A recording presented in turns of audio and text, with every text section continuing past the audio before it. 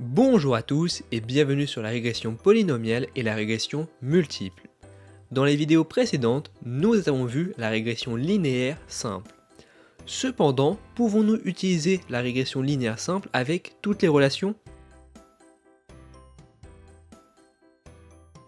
Par exemple, nous avons ces notes et le nombre d'heures étudiées pour une autre classe de 3e. Pouvons-nous prédire les notes d'un élève avec une régression linéaire simple? En traçant la régression linéaire simple, nous avons l'équation suivante. Y chapeau est égal à 2,24 fois x plus 5,47.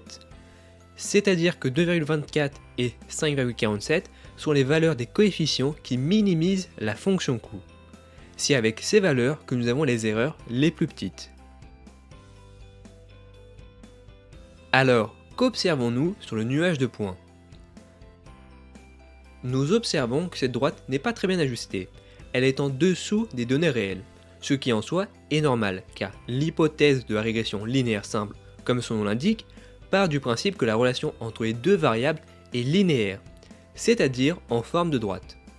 Dans notre cas, la relation n'est pas vraiment linéaire, elle est plutôt en forme de courbe.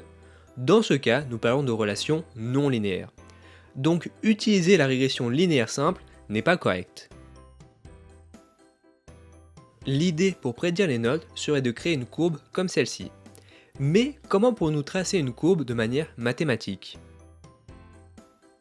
Alors, avant de vouloir répondre à cette question, nous devons faire un petit rappel. Prenons un exemple différent, nous avons la relation entre x et y. Nous observons que la relation est parfaitement linéaire et nous pouvons la représenter avec une droite. Mais maintenant, que se passe-t-il si nous ajoutons une puissance à x? Par exemple, si nous mettons x à la puissance 2, comment la relation évolue-t-elle? Nous observons que la relation est en forme de courbe. Donc, le fait d'ajouter une puissance ajoute de la non-linéarité à la relation. Et nous pouvons continuer ainsi avec d'autres puissances. Si nous mettons x à la puissance 3, la relation devient encore plus non-linéaire et prend davantage la forme d'une courbe. Si nous mettons x à la puissance 4, la relation prend encore plus la forme d'une courbe. Nous observons que le fait d'ajouter une puissance ajoute de la non-linéarité entre les relations. Nous sommes passés d'une relation linéaire à une relation non linéaire. Donc, pour prédire une relation non linéaire, nous pouvons ajouter la variable x à la puissance 2 dans notre équation. En ajoutant cette variable, nous ajoutons de la non-linéarité, ce qui permettra de prédire des relations non linéaires. Alors évidemment, il faut aussi ajouter un coefficient à cette variable, sinon les prédictions ne seront pas correctes. Nous allons ajouter le coefficient c. Bon, le problème en ajoutant ce coefficient, c'est que notre équation n'est pas très claire. Nous avons les lettres A, B, C pour les coefficients, mais il serait judicieux d'avoir un terme plus simple à comprendre. Nous pourrions remplacer les coefficients par BI, ce qui nous fait y chapeau est égal à B2 fois x carré plus B1 fois x plus B0. Alors, B0 correspond à notre ancien coefficient B, B1 correspond à notre ancien coefficient A, et B2 correspond à notre ancien coefficient C, ce qui est maintenant beaucoup plus simple à comprendre. Il est évident que BI correspond au coefficient. Cette équation que nous venons de créer a un nom en mathématiques, c'est la régression polynomiale. Tout simplement car nous avons ajouté un polynôme, ici d'ordre 2. Maintenant que nous avons notre équation pour prédire les données, il faut trouver les valeurs des coefficients B0, B1 et B2 qui donnent les erreurs les plus petites, dans le but d'avoir la meilleure courbe de prédiction, c'est-à-dire minimiser la fonction coût. Alors, la fonction coût est toujours la même. Nous mesurons les données prédites par notre équation et par les données réelles. Cependant, Y chapeau n'est plus la régression linéaire simple, mais la régression polynomiale. Donc, si nous développons l'équation, nous avons le résultat suivant. Et notre but est toujours le même, trouver les valeurs des coefficients BI qui minimisent cette fonction coût, c'est-à-dire les valeurs des coefficients qui donnent la valeur la plus petite de la fonction coût. Pour trouver ces valeurs qui minimisent la fonction coût, nous calculons les dérivées partielles par rapport au coefficient au point où la dérivée est nulle. Parce que c'est à ce point que les coefficients minimisent la fonction coût. En résolvant les dérivées, nous avons les valeurs des coefficients qui minimisent la fonction coût. Donc la méthode avec la régression polynomiale est exactement la même que la régression linéaire simple. Ce qui est génial car rien ne change. Alors, si nous reprenons l'exemple avec les notes, les valeurs des coefficients qui minimisent la fonction coût, c'est-à-dire les valeurs qui donnent les erreurs les plus petites, sont B0 est égal à 2,25, B1 est égal à 6,1 et B2 est égal à moins 0,64. Donc la meilleure courbe de prédiction pour notre régression polynomiale est y chapeau est égal à moins 0,64 fois x carré plus 6,1 fois x plus 2,25. Nous observons que cette courbe prédit beaucoup mieux les notes que la régression linéaire simple. Alors, comme nous avons mis la variable à la puissance 2, nous parlons d'une régression polynomiale d'ordre 2. Cette précision est importante car nous pouvons aussi avoir une régression polynomiale d'ordre 3, d'ordre 4, d'ordre 5 ou plus. Et plus l'ordre est élevé, plus nous pouvons prédire des relations complexes. Pour comprendre ceci, prenons un exemple différent. Nous avons une relation entre x et y très complexe. Avec une régression polynomiale d'ordre 1, c'est-à-dire une régression linéaire simple, nous observons que les prédictions sont très mauvaises.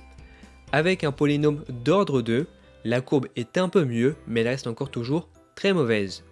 Avec un polynôme d'ordre 3, la courbe est un peu meilleure. Avec un polynôme d'ordre 4, la courbe de prédiction est maintenant bien meilleure, elle s'ajuste très bien aux données. Et si nous continuons ainsi avec un polynôme d'ordre 5, la courbe est parfaitement ajustée aux données.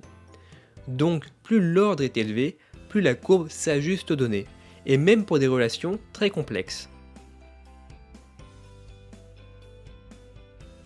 Bon, jusqu'à présent, vous avez appris les concepts de la régression linéaire simple et de la régression polynomiale.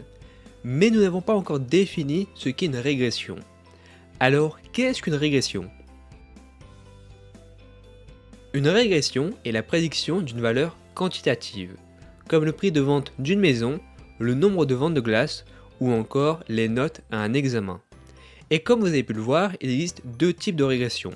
La régression linéaire pour des relations linéaires et la régression polynomiale pour des relations non linéaires. Mais alors, comment choisir entre une régression linéaire et une régression polynomiale ? Bon, vous allez me dire que c'est assez évident. Il suffit de visualiser le nuage de points. Mais il serait intéressant d'avoir une approche plus rigoureuse, ce qui nous sera utile pour la suite. Alors essayons de décrire ce que nous voyons en reprenant l'exemple des notes où la relation est linéaire. Nous observons que la régression linéaire simple est correcte. Mais pourquoi est-elle correcte ? Nous observons que les erreurs sont petites par rapport à nos prédictions, ce qui est un point positif pour notre régression linéaire simple. Des erreurs petites signifient des prédictions proches des données réelles. Si nous prenons l'exemple des notes où la relation est non linéaire, la régression linéaire est maintenant mauvaise, alors que pourtant les erreurs sont petites. Donc cette justification à elle seule ne suffit pas. La régression est mauvaise car les erreurs sont systématiquement au-dessus de la droite de prédiction, c'est-à-dire que les erreurs ne sont pas constantes. Une petite remarque, dans le domaine des régressions, des erreurs constantes signifient des erreurs qui sont aussi bien au-dessus des prédictions qu'en dessous.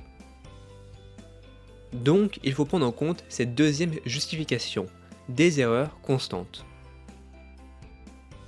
Avec une régression polynomiale d'ordre 2, la régression est maintenant correcte, car les erreurs sont petites et elles sont constantes.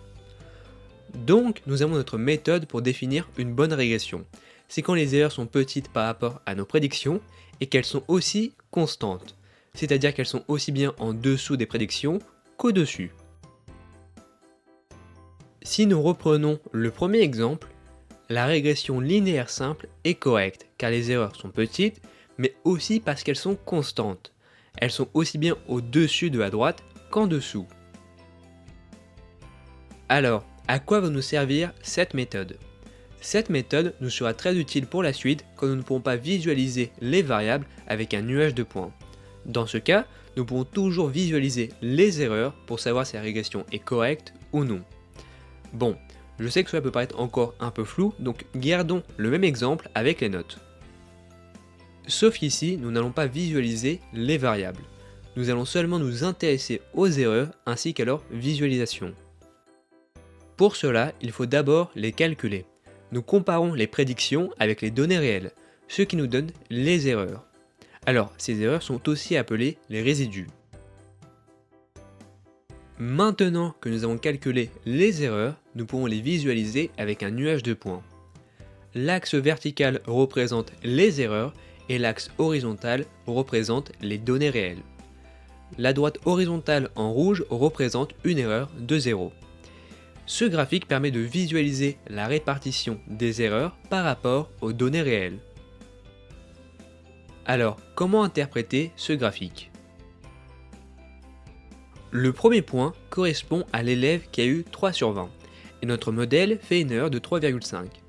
C'est-à-dire qu'il surestime la note en donnant une note d'environ 6,5. Et si notre modèle était parfait, nous aurions eu une erreur de 0. Donc, notre but est d'avoir les erreurs les plus proches possibles de 0.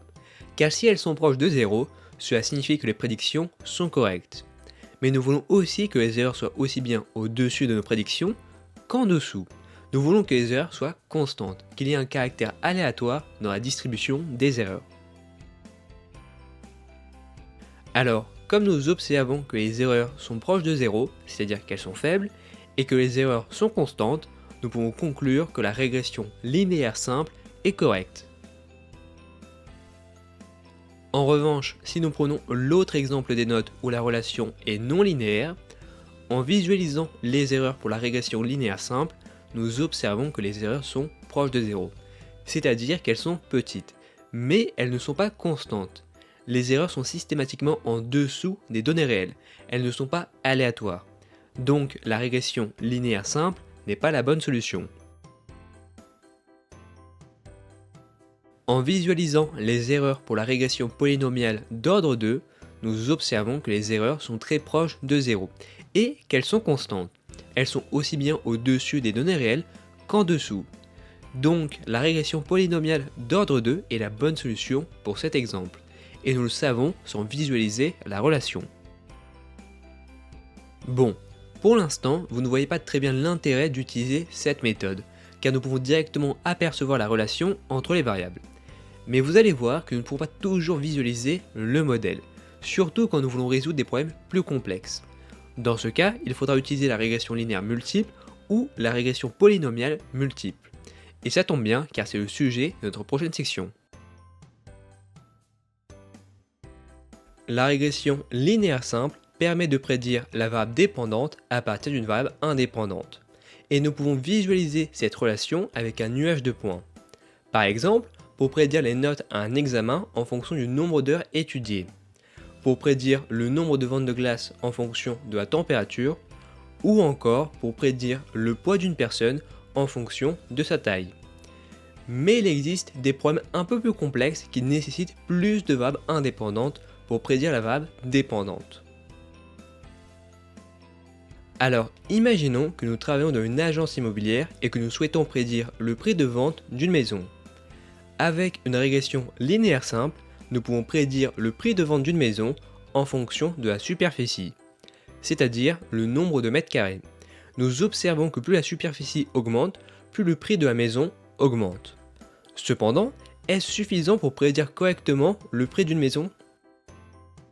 De notre expérience, nous savons que le prix d'une maison dépend de plusieurs variables, comme le nombre de chambres, le nombre de salles de bain, s'il y a une cave, le code postal, l'année de construction, bref, d'énormément de variables, pour prédire correctement le prix d'une maison.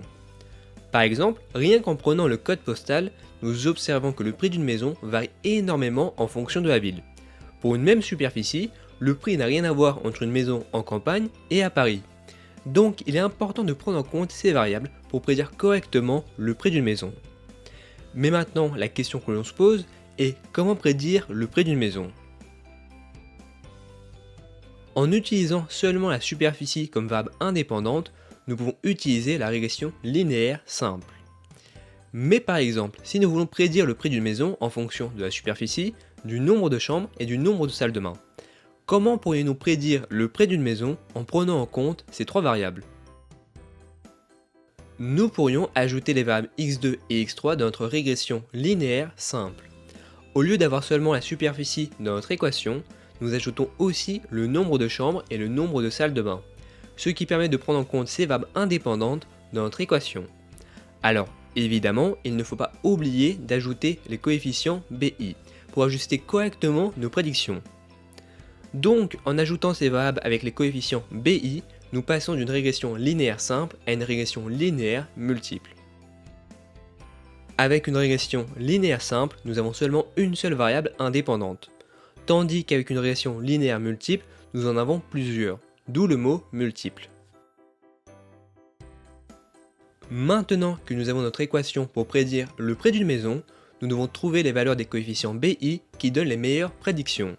Donc nous comparons les données prédites par notre équation avec les données réelles, ce qui correspond à notre fonction coût. Cependant, y chapeau n'est plus la régression linéaire simple, mais la régression linéaire multiple. Si nous développons l'équation, nous avons le résultat suivant. Et notre but est de toujours trouver les valeurs des coefficients BI qui minimisent cette fonction coût, c'est-à-dire qui donnent la valeur la plus petite possible. Alors, comme nous savons que la fonction est convexe, nous calculons les dérivées partielles de la fonction au point où la dérivée est égale à 0, car c'est en ce point que les coefficients minimisent la fonction coût. En résolvant les dérivées suivantes, nous avons les valeurs des coefficients qui minimisent la fonction coût. Donc la méthode est toujours la même, sauf qu'elle est un peu plus longue. Maintenant, imaginons que nous avons les valeurs des coefficients qui minimisent la fonction coût. L'équation est la suivante. Nous avons y chapeau est égal à 1500 plus 2000 fois x1 plus 15000 fois x2 plus 10 000 fois x3. Alors, comment pouvons-nous interpréter une régression linéaire multiple? Tout d'abord, comme le prix est exprimé en euros, toutes les valeurs des coefficients sont aussi exprimées en euros. Alors, notre premier coefficient 1500 représente le coefficient B0. C'est la constante. C'est le prix d'une maison quand toutes les autres variables sont égales à 0. Alors, pour être plus clair, quand une maison fait 0 m², qu'elle n'a pas de chambre et qu'elle n'a pas de salle de bain, son prix est de 1500 €. Bon, il est évident que l'interprétation n'a pas vraiment de sens, car personnellement, je n'ai jamais vu une maison de 0 m².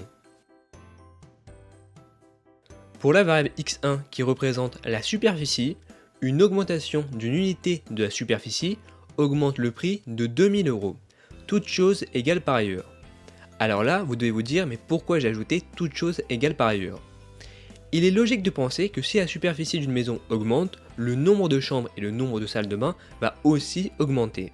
Donc l'augmentation de la superficie va aussi augmenter les autres variables. Et si nous disons seulement l'augmentation d'une unité de la superficie augmente de 2000 € le prix, cela n'est pas vraiment correct, car les autres variables vont sûrement augmenter. Par exemple, imaginons que l'augmentation d'une unité de la superficie entraîne une augmentation d'une unité du nombre de chambres. Dans ce cas, l'augmentation ne sera pas de 2000 €, mais de 17 000 €. Et c'est pour cette raison que nous ajoutons toutes choses égales par ailleurs, pour bien préciser que nous parlons d'une seule variable spécifique, tout en maintenant les autres variables constantes. Alors, il est important de comprendre que la régression linéaire multiple ne réfléchit pas sur les coefficients qu'elle nous donne. Elle cherche seulement les valeurs des coefficients qui minimisent la fonction coût. Et c'est nous qui interprétons le résultat. Grâce à nos connaissances, nous savons que si la superficie augmente, les autres variables vont aussi augmenter. Donc pour interpréter correctement les coefficients, nous devons ajouter le terme « toutes choses égales par ailleurs », que nous écrivons aussi en TCEPA.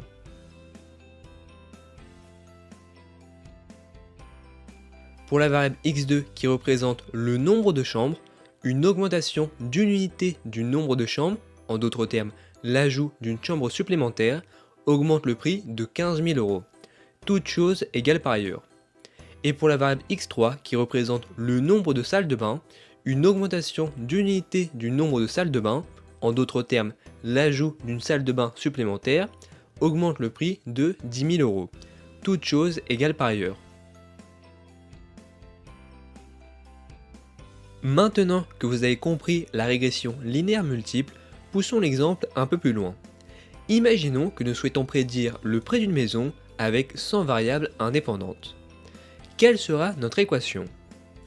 Alors, au lieu d'ajouter 3 variables indépendantes, nous ajoutons 100 variables indépendantes, avec toujours un coefficient pour bien ajuster nos prédictions.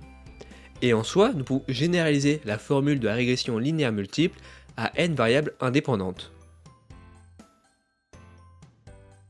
Mais est-ce que pour trouver les valeurs qui minimisent la fonction coût, nous devons effectuer 100 dérivées partielles ou plus? Alors, pas vraiment. Il existe une méthode beaucoup plus simple qui nécessite les matrices. Pour résoudre les 100 dérivées partielles ou plus, afin d'avoir les 100 valeurs des coefficients qui minimisent la fonction coût, nous inversons une matrice.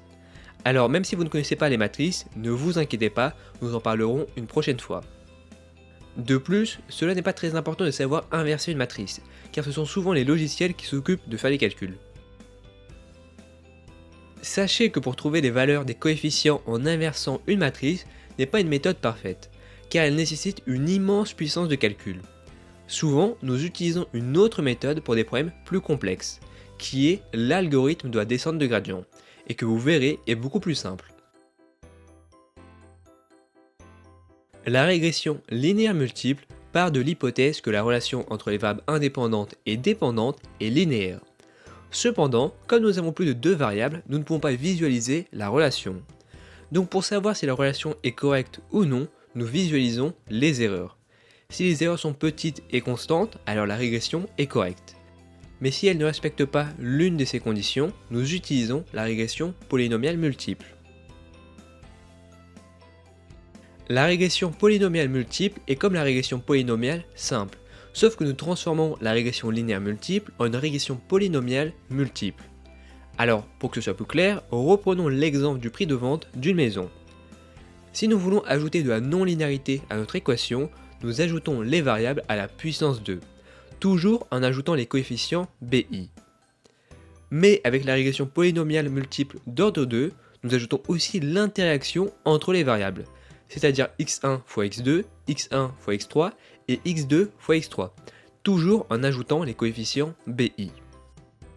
Donc, c'est de cette manière que nous transformons une régression linéaire multiple en une régression polynomiale multiple. Plus nous augmentons le degré du polynôme, plus nous ajoutons de la non-linéarité, mais l'équation devient aussi plus complexe.